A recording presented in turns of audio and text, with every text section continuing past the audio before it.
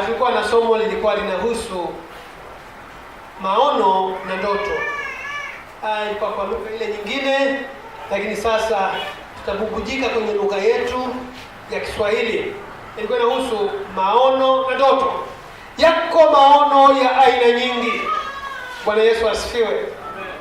Kuna maono na ndoto. Mtu anakuambia nina ndoto zangu na maono yangu, halafu hutengeneza mikakati ya kufikia hayo maono au hizo ndoto. Bwana Yesu asifiwe. Hayo nayo ni maono, hizo nazo zinaitwa ndoto. Ni ndoto za kawaida. Ndoto mtu anafumba macho, anaota kama alizoota binti yangu.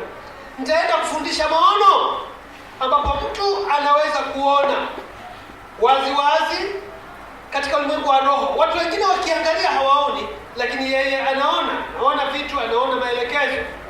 Sijui kama nitamaliza leo, lakini ndicho nitakwenda kufundisha. Na pia nitasema sana ndoto zinatoka wapi. Nani anayeweza kutafsiri ndoto? Nikiota ndoto nifanye nini? Ziko ndoto za aina gani? Kisayansi ndoto zinatoka wapi? Madaktari wetu wanasemaje kuhusu ndoto? Na Biblia yetu ambapo ndipo nitajikita inasema nini kuhusu ndoto. Lakini kabla sijaendelea sana, nianze na andiko katika kitabu cha Yoeli. Bila shaka unalifahamu. Yoeli sura ya 2.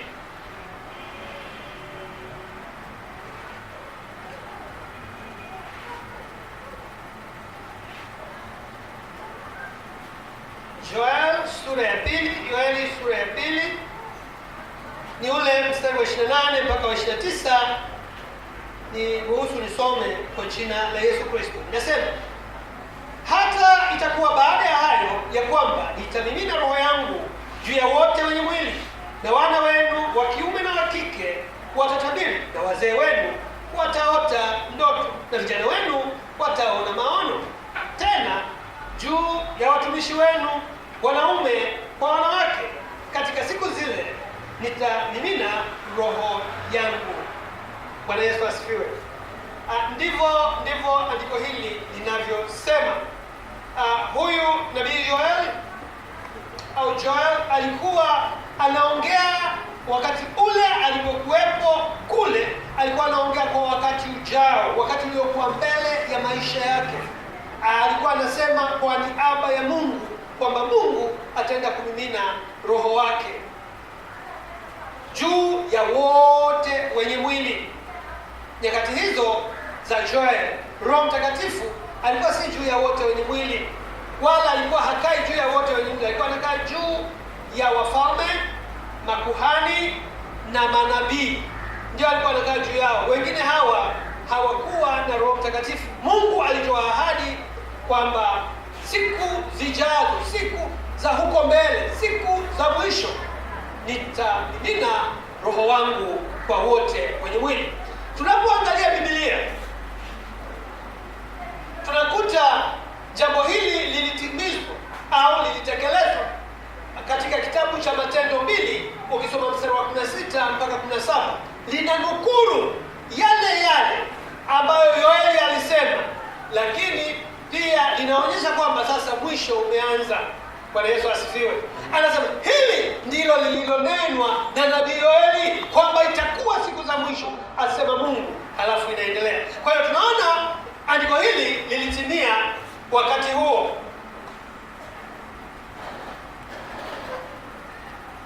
Kwamba Mungu angemimina roho wake na kwamba watu wote wangejazwa Roho Mtakatifu, wote wenye mwili.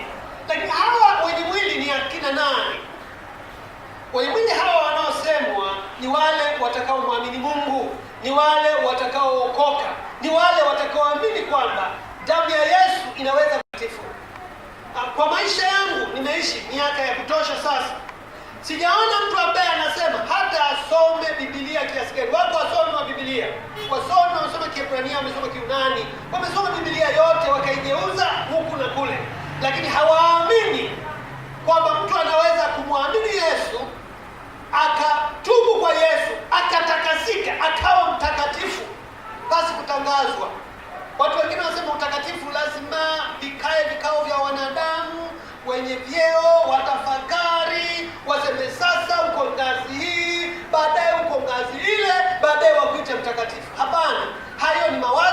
ya wanadamu, katika neno la Mungu hamna. Katika neno la Mungu hamna. Ndio maana Paulo anapoandika nyaraka mbalimbali kwa watu mbalimbali, utasikia anasema kwa watakatifu walioko Roma, kwa watakatifu. Maana ni watakatifu. Kwa nini? Wamempokea Yesu kama Bwana na Mwokozi. Kwa hiyo damu ya Yesu inatakasa. Kwa hiyo maono na ndoto ambazo tumeziongelea au ambazo tutakuwa tunaongelea hapa ni ndoto kwa wana wa Mungu waliotakasika, wanaomwamini Kristo kwamba damu yake pale Calvary haikuwa bure, ilimwagika ili tuoshe dhambi zetu, ili tutakasike. Na Mungu anaponiangalia akipitia katika damu ya Yesu kwamba nimetubu, kwamba ile adhabu ya dhambi yangu imechukuliwa na Yesu, imechukuliwa. Maana ingekuwa niadhibiwe mimi, lakini sasa ninapomkiri Yesu, Mungu anamwangalia mtumishi wake Kristo aliyesulubiwa miaka 2000 iliyopita kwamba alisulubiwa pasi na kosa. Hata mhukumu wake, unakumbuka, alisema sioni kosa kwa mtu huyu, akanawa maji chochochocho, anasema hana kosa. Na yeye mwenyewe aliwahi kuwauliza wale watesi wake wakati fulani, akasema kwa dhambi gani mnataka kunipiga mawe? Wakasema kwa dhambi huna dhambi, lakini kwa sababu unasema usawa na Mungu. Bwana Yesu asifiwe. Amen. Kwa naongelea ndoto zinazotokana na watu hao. Nimesoma vitabu vya baadhi ya Wakristo. Hello. Amen.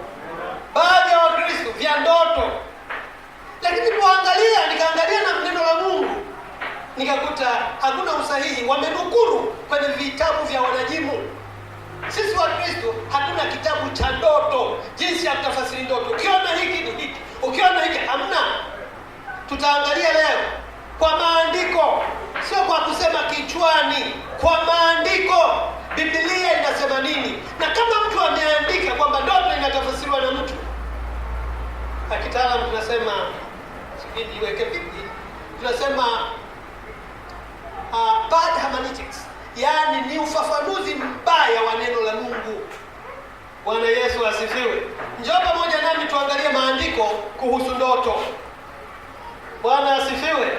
Maana zipo, lakini ziko za aina ngapi? Tutaangalia kisayansi, wanasayansi wanavyoelewa, na kineno la Mungu, neno la Mungu linafanyaje, na wanasayansi wameelewaje mpaka kufikia hivyo. Wanajimu sitawasema sana, maana tunajua asili ya ndoto zao zinakotoka kwa yule muovu. Sitawasema sana wanajimu, waganga wa kienyeji, sitasema sana. Nitasema sayansi ambayo tunaamini na kweli ndani yake na neno la Mungu linavyosema, alafu utalinganisha. Bwana asifiwe. Amen. Jamani, tuko wote? Amen. Amina.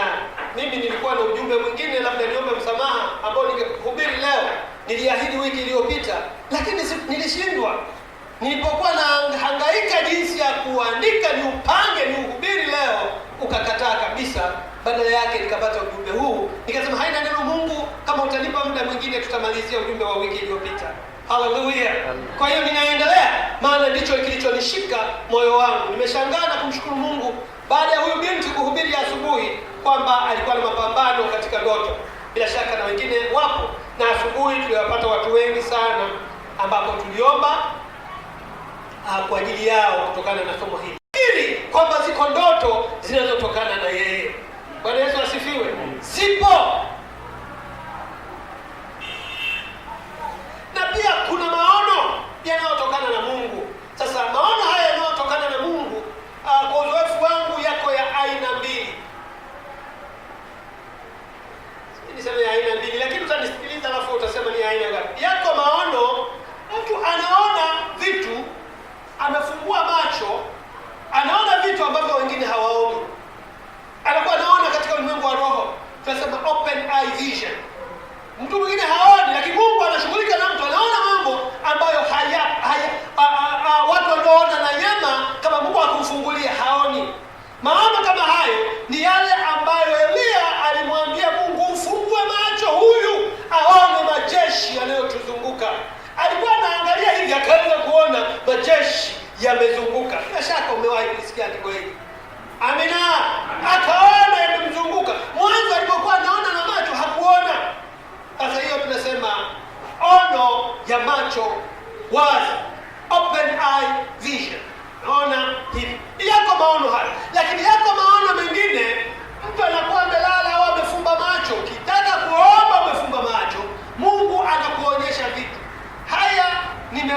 kuona katika maisha yangu. Fumba macho na muomba Mungu, naanza kuona vitu, hali ya hewa ilipokuwepo, iliyokuwa mahali pale nilipokuwa naombea.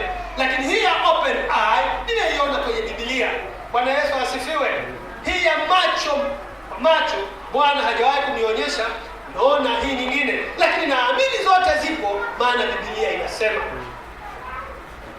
Kwa hiyo na maana mengine, mtu anaweza kuwa amelala usingizi, anaonyeshwa. Hizi mara nyingi tunaita ndoto, lakini ikawa katika ndoto huku na huku anaona. Lakini kwa kawaida unaweza kuwa umepiga magoti, pia ukachukuliwa katika roho. Kuchukuliwa katika roho ni kule, kama kule kwa Yohana wa Ufunuo anasema nilikuwa katika roho siku ya Bwana na kadhalika. Umesoma hiyo, yuko macho amepiga magoti hapa duniani, lakini anapotea, anakuwa anaonyeshwa huku na yote hayo ni maono. Bwana Yesu asifiwe. Niende kwenye ndoto.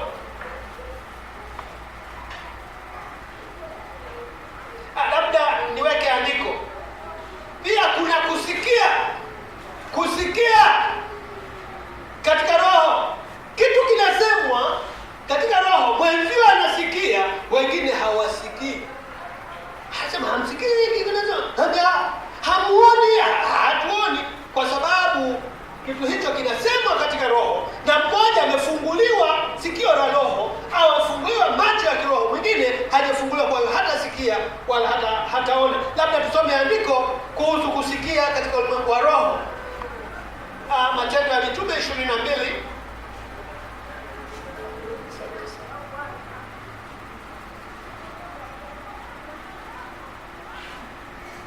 sura ya 22 mstari wa 6, nitafika ule wa 9, nitasoma kwa jina la Yesu. Ikawa nilipokuwa nikisafiri nikikaribia Dameski wakati wa dhuhuri, ghafla nuru kuu ilitoka mbinguni ikanimulika pande zote. Nikaanguka nchi, nikasikia sauti ikiniambia, Sauli, Sauli, mbona unaniudhi? Nikajibu, wewe unani Bwana? Akaniambia, mimi ni Yesu Mnazareti ambaye wewe unaniudhi. 9. Na wale waliokuwa pamoja nami waliiona ile nuru, lakini hawakusikia ile sauti ya yule aliyesema nami. Bwana Yesu asifiwe. Kwa hiyo wanaiona nuru, lakini hawasikii. Wenzao wanasikia, wao hawasikii. Ilikuwa sauti katika ulimwengu wa roho, na ni sikio la kiroho lililosikiliza baada ya Bwana kulifungua ili huyu mtu amsikie anachosema.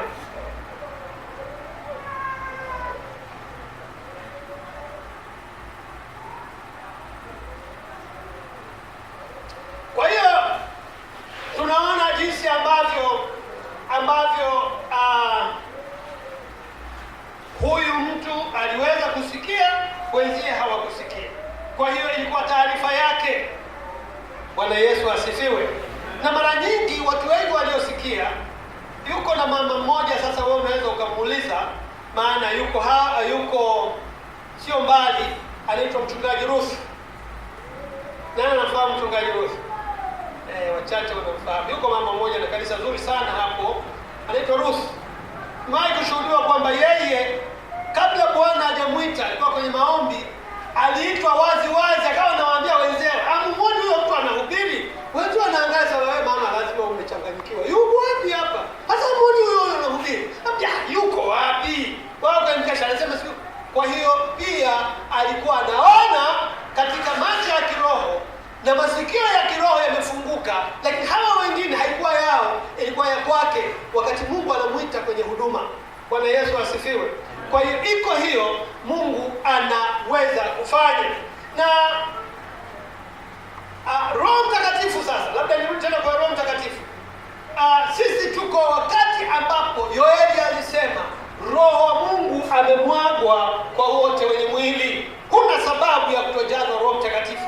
Huna sababu. Halo. Mungu amemwaga Roho wake kwa wote wenye mwili. Lakini ni nani anayejazwa Roho Mtakatifu? Maana huyo ndio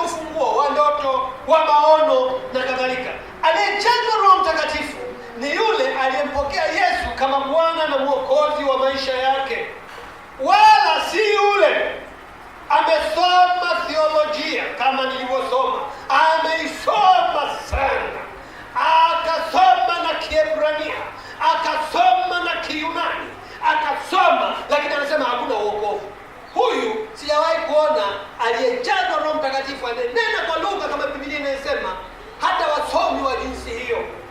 Bwana asifiwe. Nimewahi kufundishwa na msomi mmoja wa hivyo, hajajazwa Roho Mtakatifu, ana masiori tu kuhusu Mungu. Ili ujazwe na nguvu za Mungu na Roho Mtakatifu, lazima ukubali kwamba Yesu Kristo ni Mwokozi na dhambi zako, kwamba Baba, nina haki ya kujazwa na Roho Mtakatifu. Bwana asifiwe. Ni kwa imani. Ibilisi anakuambia dhambi yako ni kubwa sana, unajua huwezi kusamehewa. Sasa ukimsikiliza Ibilisi baada ya kumsikiliza Mungu, ni wewe sasa utakosa kujazwa. Uwe na shauku ya kujazwa na Roho Mtakatifu. Mkubali Yesu kama Bwana na Mwokozi. Ruhusu Roho Mtakatifu akubatize. Bwana Yesu asifiwe. Si kwa lazima, ni kwa wale wanaoamini na wanaoona wanastahili, kwa sababu wamestahilishwa na Kristo Yesu. Hatustahili kwa kazi yoyote ile tuliyofanya. Usio ukasema mimi nastahili kujazwa Roho Mtakatifu, unajua natoa fungu la 10 sana, unajua nahubiri sana, kwa hiyo Mungu nijaze Roho Mtakatifu. Ni kwa neema. Hatuwezi kulipa gharama ya dhambi zetu. Ndio maana Mungu akamtoa Kristo afe kwa niaba yangu na yako. Sasa mkono wa kupokea ni kumwamini na kukubali utakaso. Na usipoamini kwamba umesamehewa, dhambi yako inabaki. Maana ni kwa imani. Sema ni kwa imani. Ni kwa imani. Tunatakaswa. Tunakuwa watakatifu.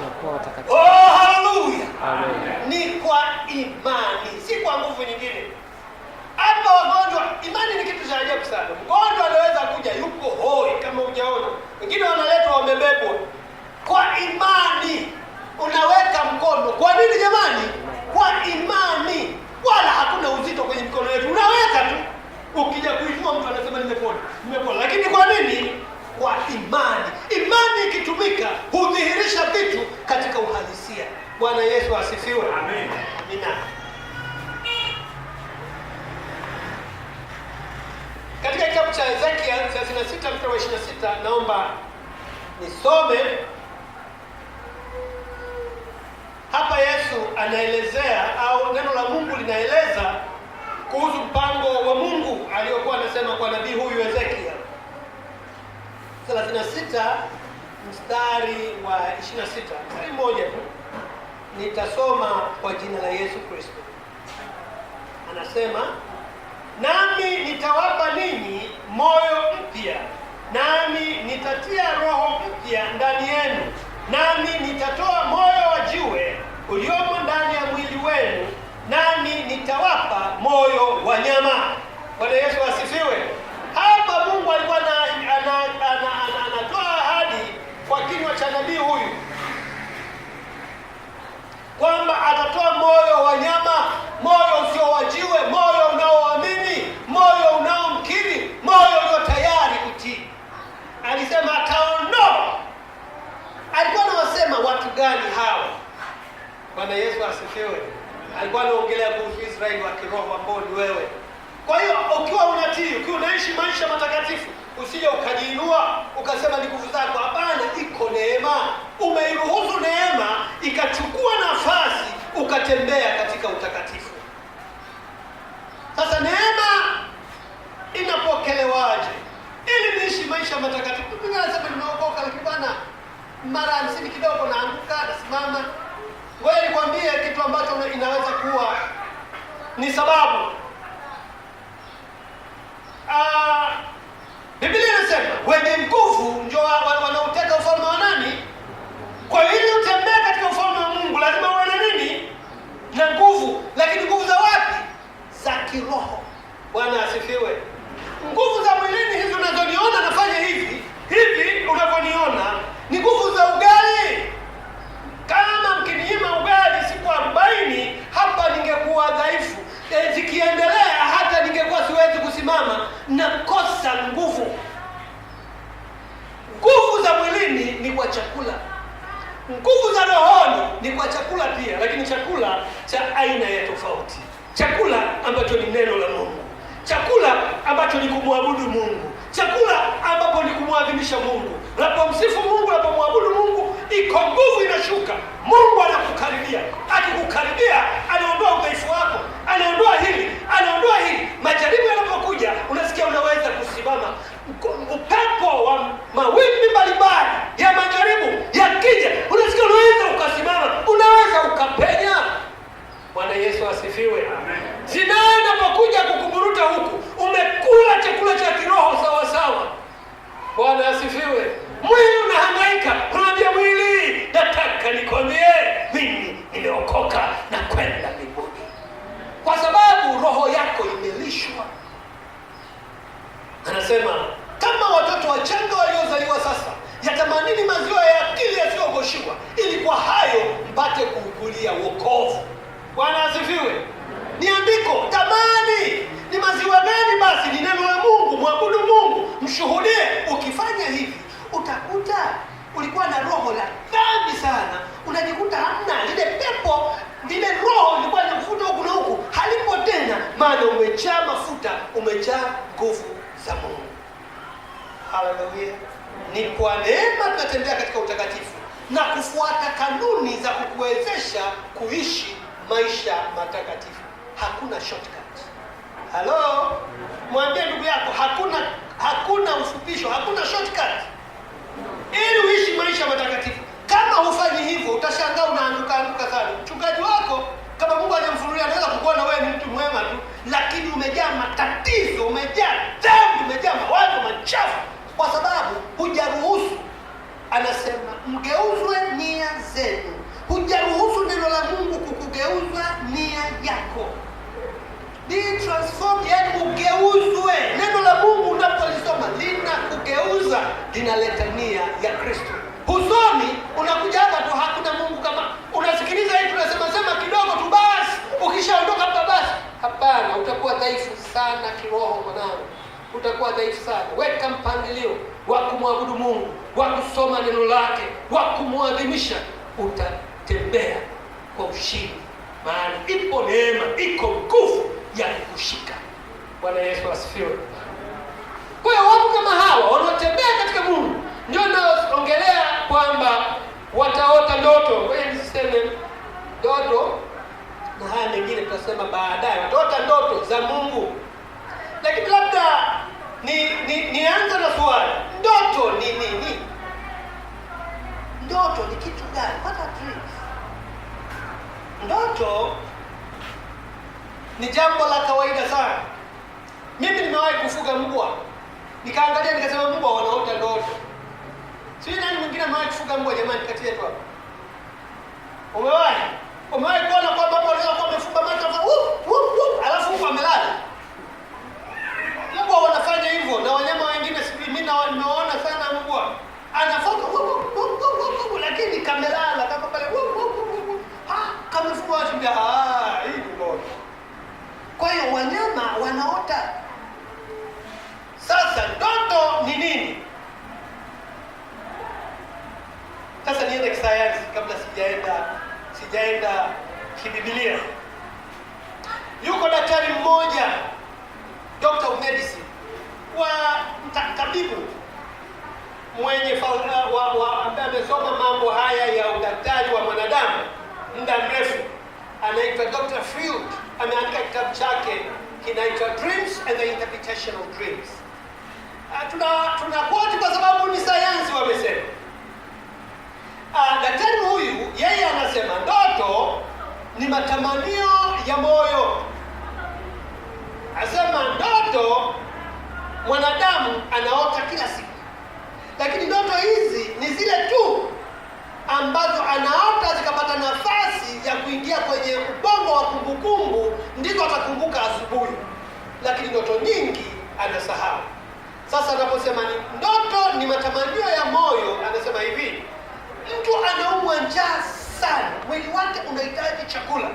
Sasa mwili una tabia ya kujitosheleza. Sasa unasema huyu ili atoshelezwe, hebu tufanye, inaanza kutafakari kama mtu anakula chakula kizuri kitamu, anakula. Huyu mtu akiamka alikuwa anakula wali na kuku sijui akiaote ulikuwa unafanya vile anavyofikiri, anafikiri anatafakari kana kwamba anakula chakula. Wakati anatafakari hivyo, ubongo ambao nusu umelala nusu uko macho, tunasema subconscious, nusu umelala nusu uko macho, unapeleka kwenye kumbukumbu. Asubuhi akiamka anakumbuka, anasema nimeota ndoto. Huyu ni mwanasayansi, alisema ndoto ni kitu hicho. Alifanya majaribio mengi sana. Hatuko kwa na labda nianze kwa kusema hivi, kabla sijaenda kwenye aina za ndoto, Mungu alipe muda nimalize. Biblia haiupi uzito Biblia haitoi uzito tisa ambavyo viko katika Agano la Kale. Ni vitabu 13 tu vilivyoangalau vimetaja habari ya ndoto vya Agano la Kale. Na katika Biblia Agano Jipya kuna vitabu 27. Ni vitabu viwili tu ambavyo angalau vimesema kuhusu ndoto. Kwa hiyo tunapoangalia kwa ujumla, tunakuta ndoto katika Biblia hazijapewa uzito mkubwa. Zipo, lakini hazijapewa uzito mkubwa kama ambavyo tunaona. Na kati ya watu maelfu katika Biblia ambao wameandikwa na kusemwa katika Biblia ni watu 10. Katika Biblia ni watu 10 tu. Nadhani katika Agano la Kale ambao katika Agano la Kale ni watu 10 tu ambao watu wote waliotajwa kwenye Agano la Kale, mafarao na nini, lakini watu 10 tu ambao wametajwa wakiwa wanaota ndoto. Na kati ya hao nitataja, maandiko ni mengi, kwa hiyo nitataja utaandiko utasoma peke yako huko, lakini inaongelea ndoto. Katika Agano la Kale, Abimelech,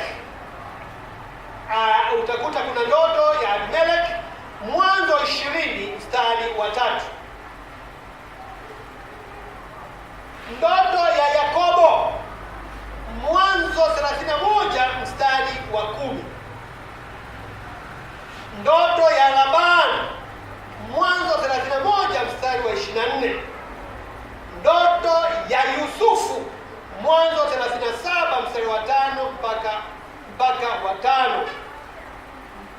Ndoto ya Farao, Mwanzo 40 mstari wa 5. Tena Mwanzo 41 mstari wa 1. Ndoto ya Saul, Samueli wa kwanza sura 28 mstari wa 15. Ndoto ya Solomon au Selemani, Wafalme wa kwanza sura ya 3 mstari wa 5. Ndoto ya Nebukadneza, Daniel 4 mstari wa 5. Hizi ndio ndoto katika Biblia nzima ya Agano la Kale ambazo zipo na zimetajwa. Bwana Yesu asifiwe. Na hizi ndoto ambazo Mungu amezitumia. Katika Agano Jipya tuangalie maeneo yenye ndoto. Tuna maeneo machache sana ya ndoto katika Agano Jipya. Yesu hajaandika popote kwamba amewahi kuota ndoto, wala Yesu hajasema popote kwamba amewahi kutafasiri ndoto. Mtu akaenda akamwambia Bwana Yesu, nimeota hii na hii na hii na hii. Chache sana. Mara nyingine tunasema kwa nini katika Agano Jipya ndoto hazionekani sana? Bila shaka mimi naomba kwa kuwa Roho Mtakatifu alikuwa yupo. Roho Mtakatifu anasema hivi, naweza kuwa natembea, Roho Mtakatifu anasema na mimi nikiwa macho. Labda tunaweza kusema ndio sababu ni chache sana, lakini kwa ujumla ndoto katika Agano Jipya zimetokea chache sana. Ni kama nadhani katika vitabu viwili. Mtu aliyeota ndoto ni mume wake Mary. Maria alikuwa na ndoto kama 4. Katika kitabu cha Mathayo ukisoma sura ya kwanza mstari wa 20 na 21, pia sura ya 2 mstari wa 13, alafu 19 mpaka 23. Huyu anaota ndoto ni mume wake Maria, mama yake Yesu. Lakini pia kuna ndoto za mamajusi, the wise men, katika kitabu cha Mathayo 2 mstari wa 12.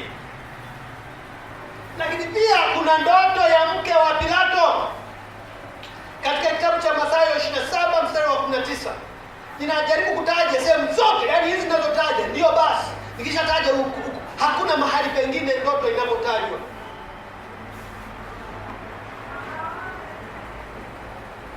Ndio Mungu anazitumia ndoto,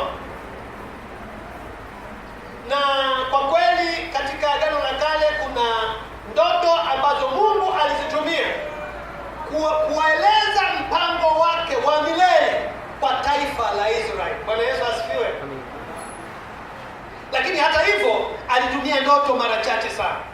Unaweza kuona Biblia ni kubwa kweli kweli, ina mambo mengi sana, lakini unaweza kuona ni watu 10 tu, na hapa kama wawili ambao wameota ndoto na zimerekodiwa.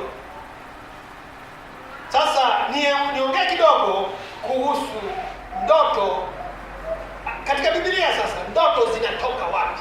Nimeongelea kuhusu sayansi. Sisi tunaiamini sayansi na mambo wanayofanya, lakini sayansi inapopingana na Biblia hatuikubali. Bwana Yesu asifiwe. Halo, tuko wote. Nataka uelewe, watu wengi wamedanganyika sana na ndoto. Watu wengine wameoana kwa sababu ndoto, na baada ya kuoana moto ukawaka, na walisema ni Mungu amesema. Na wengine jabali kasema tu nimeota, kumbe liongo. Akasema dada, nimeota, Mungu kabisa ameniambia, yani ameniambia kwa kweli nimekuoa. Yani nataka kumkatalia Mungu, dada, usikatae Bwana, Mungu kasema. Dada na angalia na kibao chake hajia kabisa. Mungu kasema haya, halafu anaingia kwenye moto. Sasa ndio maana tunaeleza, lakini sayansi ya kweli hatupingani nayo. Hebu tuone, tumpime fruit na neno la Mungu. Je, ni kweli? Bwana Yesu asifiwe. Sisi katika Biblia inaonyesha kwamba ndoto hutokana na akili ya mwanadamu, human mind.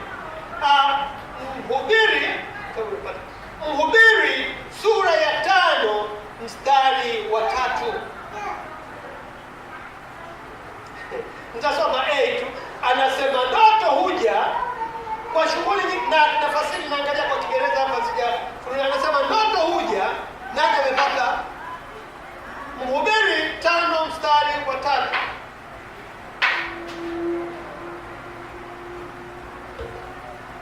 Na Biblia yangu ya Kiingereza hapa, tasoma Kiingereza na tafasiri. Anasema for dreams comes with much business and a fool's voice with many words.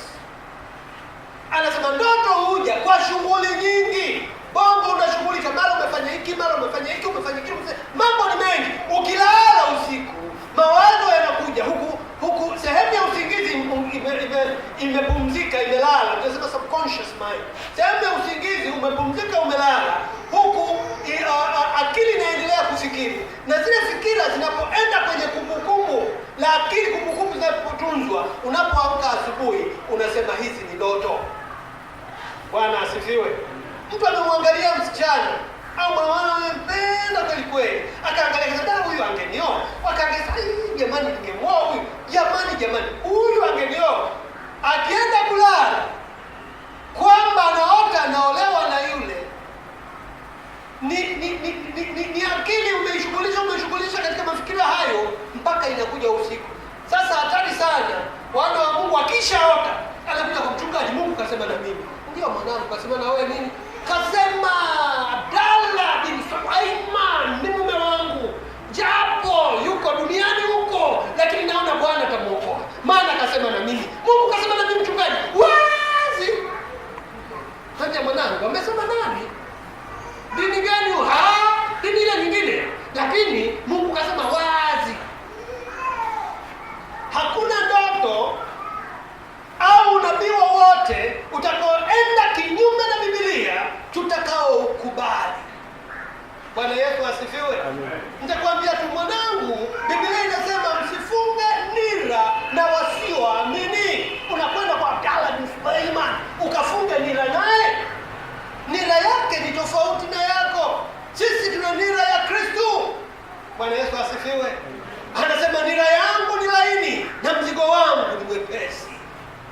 Bwana asifiwe.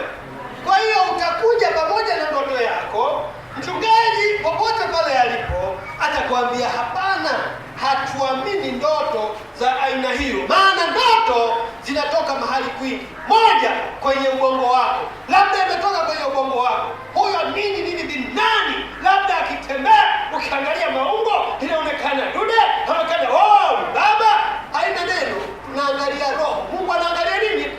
Roho. Wewe ukiniletea ukisema nani, nadhani bila kukaa sana mbali utakuwa ni mchanga na unastahili utengwe tu, maana uelewi maandiko au uanze shule ya utoto. Na ondoeni macho huko nje. Wewe ukiwaona kama vitu vingine, hamuhusiani, hampikwi pamoja, unakodolea macho nini? Ukiangalia, yuko mtu mmoja akasema kuangalia huwezi kuzuia, lakini kuendelea kutafakari, hilo ndio kosa. Unaona hawa ni kama mbuzi tu, maana sisi hatuchangamani.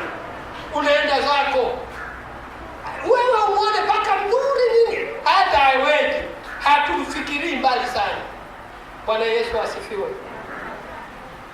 Hai, kwa hiyo nimeongelea chanzo cha ndoto moja ni akili. Kwa hiyo hatubishani na yule daktari. Bwana asifiwe. Amen. Freud ambaye ameandika kitabu chake Dreams and the Interpretation of Dreams, ingani naye hapo anasema ndoto kutoka kwenye nini? Kwenye ufahamu. Yaani ishia hapo. Sasa sisi tunaenda hatua nyingine zaidi, ndoto zingine zinapotoka. Nataka nionyeshe maandiko kwa sababu ni vitu muhimu sana. Sijui kama umefungua hilo andiko la Mhubiri. Fungua Mhubiri 5 mstari wa 3. Labda nilisome maana nitakuwa sina maandiko sana mengi. Wewe tusome haya yaliyopo sasa machache. Kitabu cha Mhubiri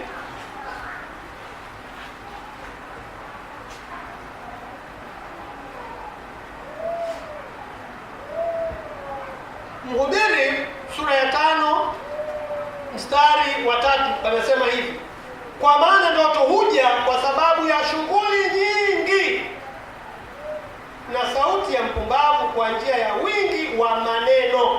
Lakini sasa mimi nachukua ndoto huja kwa ajili ya shughuli nyingi, sio kwa sababu Mungu amesema. No, ni mashughuli yako. Umeangalia hivi, umetengeneza, nimekushinda, ukatengeneza hapa, nikakataa. Sisi mafundi, kama wewe ni fundi, mimi naikuwa fundi, kichombo kikikusumbua unahangaika, unatengeneza hapa, kimekataa, nika pale kimekataa. Ukilala huku unajikuta unatengeneza. Ukiamka umepata jawabu, unafunga bado, nichomeleje, niwekeje? Kija kuamka, ndoto huja kwa sababu ya nini? Ya shughuli, mawazo. Unaendelea kuwaza na kuwazua ukiwa umelala. Kwa hiyo jua kwamba ziko ndoto za kuja kwa jinsi hiyo. Twende asili nyingine. Pia ndoto huja kwa njia nyingine katika ulimwengu wa mapepo, demonic world. Ndoto huja kwa ulimwengu wa mapepo. Unasikia umekapo, unasikia usiku, kila ukifika usiku ni ndoto, umefukuzwa na nyoka, unateswa, unasumbulika. Nitakwambia tena kwa nini tunasema tumepata kwamba zinatoka kwa pepo wabaya au ibilisi. Unakuta mtu anakuja anakuambia, mchungaji, naogopa kabisa usiku ukija, nateswa, nakanyagwa mimi, na koroma. Hata inakuwaje? Nyoka wananifukuza usiku kucha. Sasa tunamwambia to, katika jina la Yesu tunakemea. Utasikia naondoka. Unajua hili pepo hili, akishafanya hivyo likiondoka, unakutana naye kesho, akwambia, mchungaji, kwa kweli sasa hivi nalala usingizi bora. Bwana Yesu asifiwe. Hapa tumewaombea wengine asubuhi, anasema mchungaji na usingizi wote. Tunaamini wakirudi wiki ijayo watasema kwa kweli tunalala wote, kwa sababu tumeomba. Lakini ndoto hizo hazitoki kwa Mungu, zinatoka kwa ibilisi. Maana tunakemea pepo wachafu, pepo mnaoleta ndoto chafu, katika jina la Yesu achia. Tumeona watu wakifunguliwa. Kwa hiyo ziko ndoto zinatoka kwenye ulimwengu huu wa ibilisi.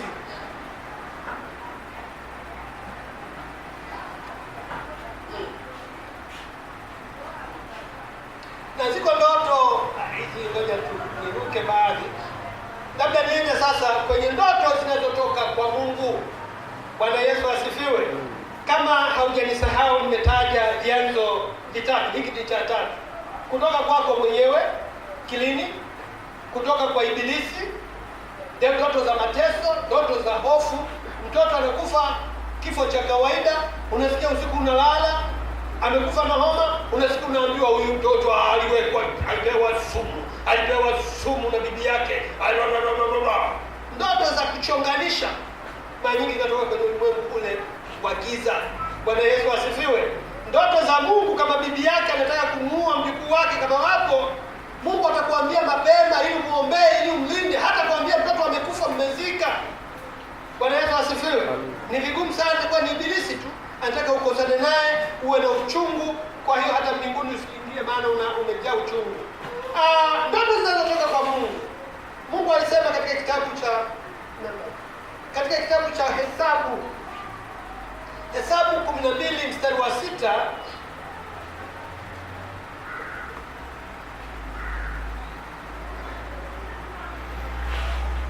nitamaliza hadi muda. Kitabu cha Hesabu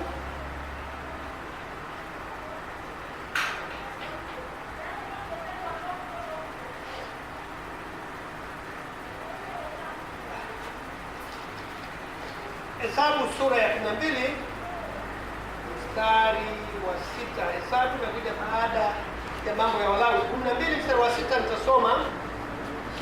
Anasema,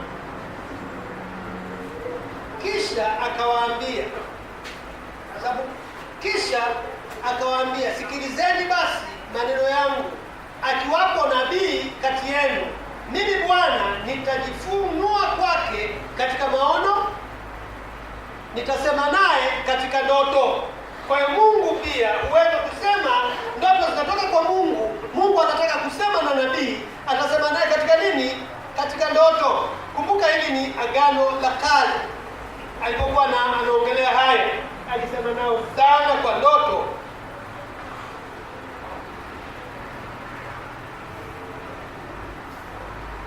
Lakini inakuwaje sasa? Umeamini kwamba ndoto hii inatoka kwa Mungu. Halo?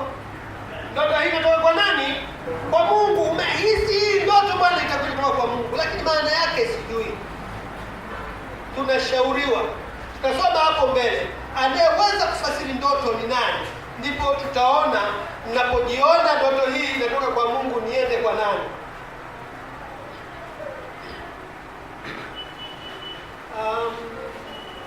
Kuna kitabu cha Ayubu hapa kinaenda mbali sana, labda tusome kitabu cha Ayubu 33. Naomba soma kitabu cha Ayubu 33 mstari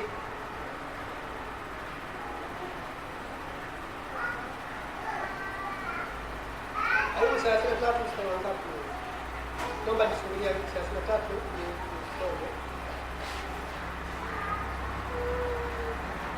Ayubu 33 mstari wa 12 mpaka wa 18. Anasema, tazama nitakujibu katika neno hili, kuna haki, kwa maana Mungu ni mkuu kuliko mwanadamu. Nawe kwani kunung'unika kwa vile asivyotoa hesabu ya mambo yake yote? Kwa kuwa Mungu hunena mara moja, naam hata mara ya pili, ajapokuwa mtu hajali.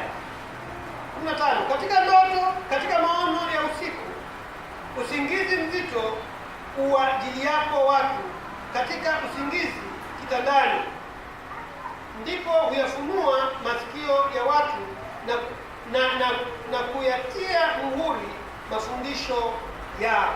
Bwana Yesu asifiwe. Basi ukiendelea mpaka 18, hapa tulipofika inaonyesha ili 17, ili amuondoe mtu katika makusudio yake na kumfichia mtu kiburi. Yeye huizuia nafsi yake isiende shimoni, na uhai wake usiangamie kwa upanga. Hapa inaonyesha kwamba Mungu husema kwa ndoto na kuwaonya watu katika ndoto. Ndicho kilichotokea kwa Yusufu.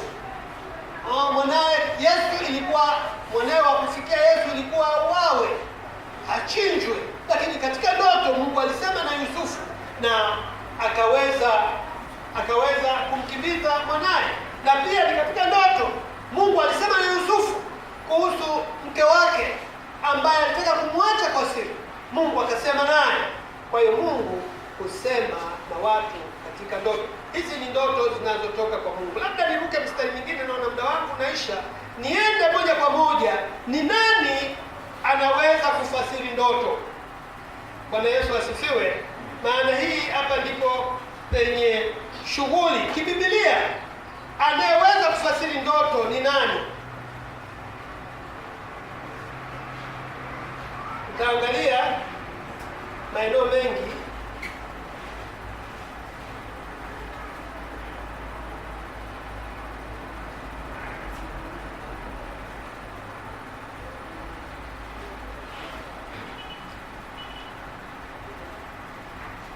Ndoto tukiangalia katika Biblia inamsema mtu mmoja tu ndiye anayeweza kutafasiri ndoto. Biblia yote inamsema huyo.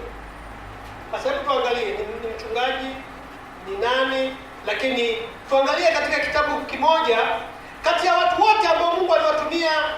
Niseme watu nilioangalia hapa wote nitakaowasoma, wote walimsema huyo Mungu kwamba ni mfasiri. Naomba uangalie katika kitabu cha, alafu tutaona kwa namna gani. Mwanzo sura ya 40 mstari wa 8. Mwanzo sura ya 40 mstari wa 8. Anasema 40 mstari wa 8 anasema, wakamwambia tumeota ndoto wala hapana awezaye kuifasiri. Yusufu akawaambia, naomba mniambie, kufasiri si kazi ya Mungu? Bwana Yesu asifiwe. Hapa Yusufu anawaambia kufasiri ndoto sio kazi ya mwanadamu, ni kazi ya Mungu. Halafu wale watu wakamwambia ndoto. Walipomwambia nani alifasiri? Amina. Sasa anasemaje kazi ya Mungu alafu anafasiri yeye? Tutaona inamaanisha nini. Kwamba anasema kufasiri ni kazi ya nani? Ya Mungu, alafu anasema mniambie, alafu anafasiri yeye. Na watu wengine hawambii hata Yesu, wala maisha yao si mazuri na Kristo, wanasema wanafasiri ndoto. Lakini Biblia inasemaje? Mtu anayefasiri ndoto ambayo Mungu ameitoa ni lazima awe anatembea sawa sawa na mapenzi ya Mungu, kwa sababu huyu ni chombo cha Mungu. Tusome mahali pengine katika Daniel, watu walioota ndoto na kufasiri. Yuko Yusufu alifasiri ndoto, lakini pia Daniel sura ya 2 mstari wa 27 mpaka 28.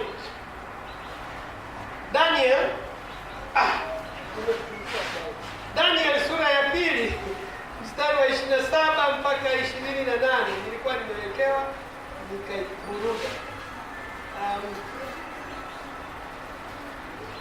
Katika kitabu hicho tunamkuta Daniel anasikiliza ndoto na anaeleza pia katika Daniel sura ya 2 mstari wa 27 mstari wa 27. Daniel sura ya 2 mstari wa 27 mpaka 28. Naomba nisome. Nasema Nasema Daniel akajibu mbele ya mfalme akasema, ile siri aliyoiuliza mfalme wenye hekima hawawezi. Unaweza kwanza wewe juu kaanza mstari wa 24 utaelewa, lakini mimi ngoja nisome hii fupi. Wenye hekima hawawezi kumfunulia mfalme, wala wachawi wala waganga wala wanajimu, lakini yuko Mungu mbinguni afunuaye siri, naye amemjulisha mfalme Nebukadneza mambo yatakayotukia siku za mwisho. Ndoto yako na njozi ya kichwa chako ulizoziota kitandani pako ni hizi. Bwana Yesu asifiwe. Huyu mtu kwanza amemwambia yule, Bwana, hakuna anayeweza kufasiri ila yuko Mungu mbinguni. Wanajibu, wenye hekima hawawezi kufasiri, lakini yuko Mungu mbinguni. Ndoto hii ambayo Mungu anaongea na watu wake, mwanadamu hawezi kufasiri, anayefasiri ni Mungu.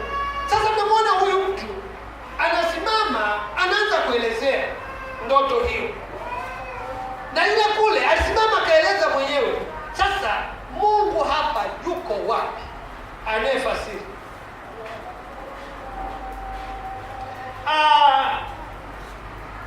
Hapa ndoto hii inafasiriwa kwa karama tunaita neno la hekima. Bwana Yesu asifiwe. Mungu amewahi kunitumia kwa neno la hekima mahakamani mahali fulani, na mahali fulani kwa polisi hapa Mlandizi.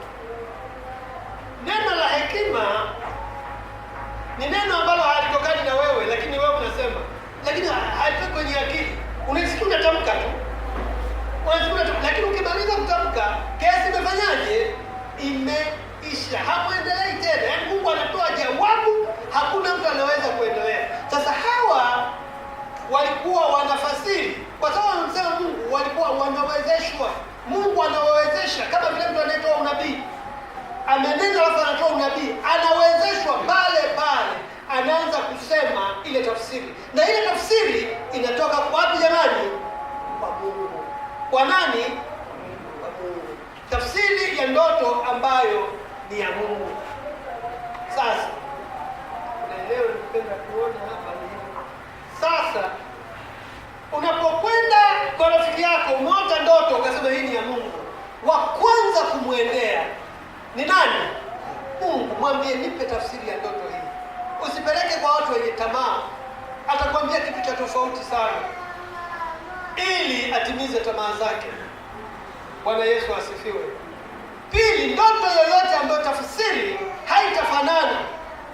haitafanana na neno la Mungu, wala haitembei sawa sawa na neno la Mungu, usikubali. Ndoto kama hii, mtu anakuletea ndoto kwambia, niliota na shilingi nimepata milioni 70.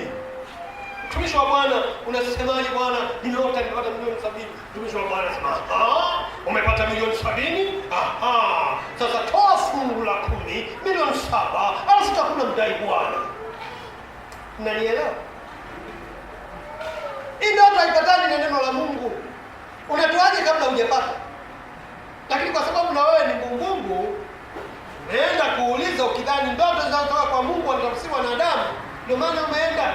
Huyu mtu lazima hata awe na anatembea sawa sawa na nini. Baba, umeota nini? Ninaota na tazama. Afu watu wanaogopa sana makelele. Haleluya! Ninaota mwanangu. Ninaota. Ni sayansi ya kawaida ya kumsumbua mtu aone kama kuna msisimko, lakini ni nguvu ya kawaida inatokana na sauti. Bwana Yesu asifiwe. Alisema kulikuwa na uwepo. Wewe unajua uwepo? Unaweza kuupima? Bwana Yesu asifiwe. Can you measure it? Ukaupima ukasema huu ni wa Mungu, huu ni wa Ibilisi. Uwepo wa kweli ni neno la Mungu. Amen. Neno la Mungu likiwa akisema kitu kiko nje na neno la Mungu, hata kama aliposema mlikuwa mnaanguka, bado simama na neno la Mungu. Ni sayansi ya kawaida. Ukipiga kelele. Bwana Yesu asifiwe. Bwana